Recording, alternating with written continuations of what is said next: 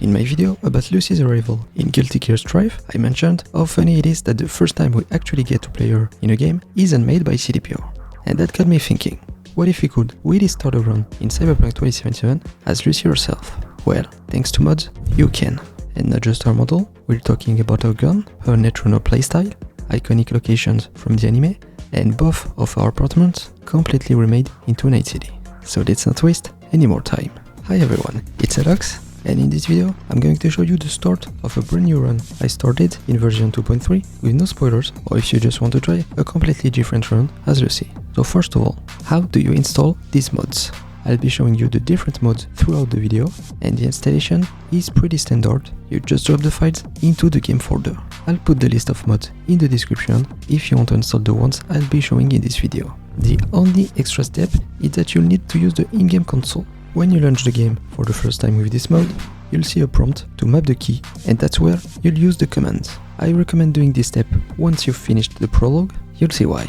So you just need to enter a few commands for Lucy's outfits and hair, but you only have to do it once. The items will stay in your inventory even after closing the game. So you can start your new playthrough either as a nomad, corpo, or street kid. You can also choose to skip straight to the Phantom Liberty part. Just keep in mind, the apartments won't be available until Act 2, so if you really want to skip the beginning, that's up to you. Personally, I prefer playing it the classic way. One thing I noticed, a mod required for Lucy's reworked apartment needs the Phantom Liberty expansion. I'm not sure if it completely blocks the mode, so just to be safe, I'd say give it a try, but I'm not certain it will work without it. So if you really want to roleplay the character, I'd say the Street Kid path fits best. Yeah, she was with Arasaka for a while, but she ran away pretty young, so you can definitely say she grew up on the streets. Plus, there is all this lore about V heading to Atlanta for a while. And since the Edgerunner story takes place after Cyberpunk 2077, we can say she left after the series. Yeah, I'm stretching a bit. When you customize your character, the hairstyle doesn't really matter since it will be replaced by the mod. Whether you pick one or leave it blank, it won't cause any issues. With the mod Edgerunner's Lucy's outfit, you'll get Lucy's hairstyle, her full outfit with the jacket, and a custom makeup options in character creation. It actually replaces the first 7 makeup presets. I'll put on screen the presets I used for the character. I went through a lot of different versions during my playthrough, but I finally decided to stick with this one. It feels like the most realistic. So during the whole prologue, you won't be able to equip your clothes, only the hairstyle. And even that sometimes disappears during certain cutscenes. But once you unlock your mega building apartment, that's when you can finally keep the full outfit. The mod is really well done. I didn't notice any major bugs. The only small issue is that when she uses her links to hack, the cable clips through the jacket, but honestly, it's not a big deal.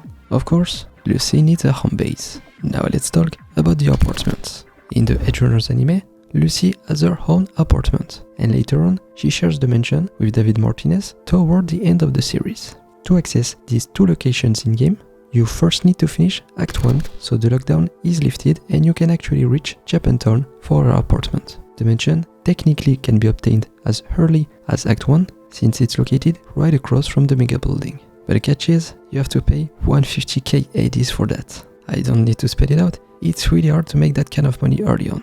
It's not impossible if you grind every NCPD mission or take down some cyber psychos, but yeah, it's a pain. It's also worth noting that with at least 30 street cred, the price gets cut in half. That's why I decided to just wait until after finishing Act 1 before checking out both places. So the first one is right here on the map, in the middle of Japantown, and you can access it for free. This one comes from the mod Lucy Apartment Remastered 2025. One downside is that it's not considered as your official apartment, which means you can bring your partner there later in the story. The modder did an insane job recreating Lucy's apartment, whether it's the hallways, the bathroom, or little details like David's jacket hanging on the wall. There are tons of interactions at the counter too, which is super cool. Now, there are a few collision issues with the bathtub, but honestly, it's not a big deal. I'm guessing the modder will fix that soon anyway, since it was updated not too long ago. The second apartment, or I should probably say mansion, is available here on the map. So yeah, once you pay an arm and a leg, pay for the place, you take the elevator, get a quick loading, and it drops you right inside. The place is massive, and it's really a faithful replica of what we see in the anime. There are also plenty of interaction here too, and there is even a cat chilling in front of the TV. I also spotted some locked loot upstairs near the bed, not sure if that's a bug or something that unlocks after certain quests.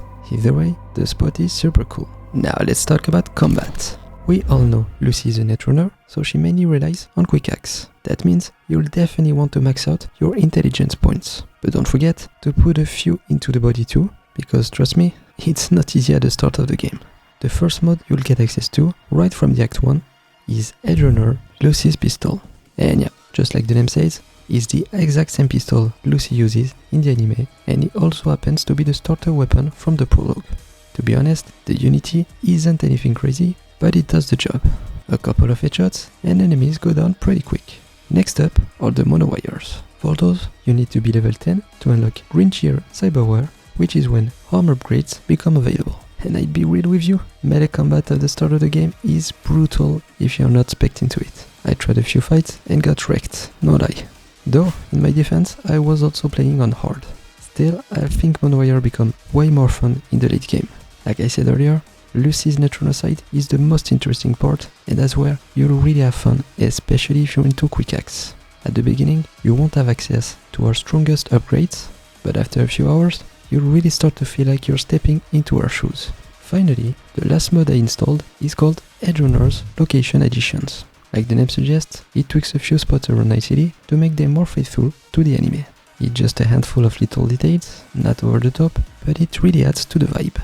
And that's kind of the point here. All these mods together lets you feel the Edgerunner's atmosphere a bit more. Sometimes it's just about exploring, taking photos in those iconic spots from the series, and soaking in the world. The devs keeps improving the photo mode with each update, so honestly, you get tons of way to have fun with it. Just cruising around on a bike or in a car while playing as Lucy feels super cool. I even stumbled into the Edgerunner's quest by accident, and honestly, just interacting with El Capitan while being in Lucy's shoes was such a special moment. Now, I'm not the type to load up dozens of mods, partly because my PC would probably explode, but also because I like keeping that vanilla experience. That's why this list isn't huge. I wanted to keep things authentic while adding just enough of that Edgerunner's flavor. So let me know in the comments how you're done to play Cyberpunk 2077 as Lucy. Huge shout out to the modders making this possible. Links will be in the descriptions if you want to try it yourself. I also made another video recently about a mod that adds a fourth life path, so definitely check that out if you're interested. Don't forget to like and subscribe if you enjoyed the video. Thanks so much for watching until the end, and I'll see you in the next one.